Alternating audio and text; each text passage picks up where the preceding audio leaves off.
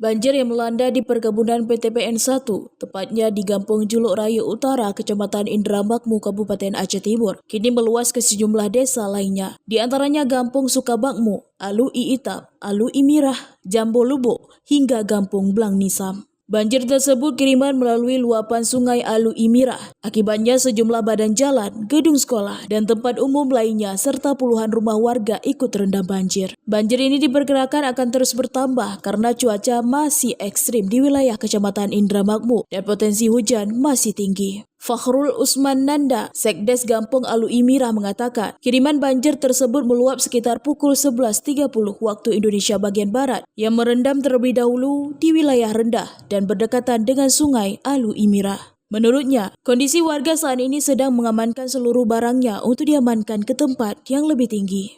Curah hujan hari ini kita lihat tadi juga baru selesai hujan, kemudian ini sudah berhenti, tapi kalau kita lihat dari cuaca sepertinya ini akan hujan lagi karena posisi hari masih mendung.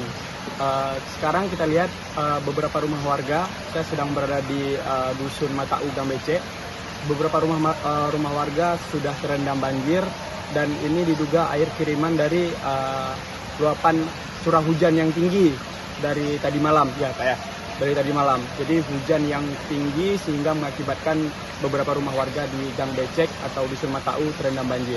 Sebelumnya beberapa waktu yang lalu, daerah ini juga sudah pernah terendam banjir. Namun, tidak berpotensi warga untuk mengungsi. Pasalnya daerah ini merupakan salah satu kecamatan yang kerap direndam banjir di Kabupaten Aceh Timur di saat musim penghujan setiap tahunnya.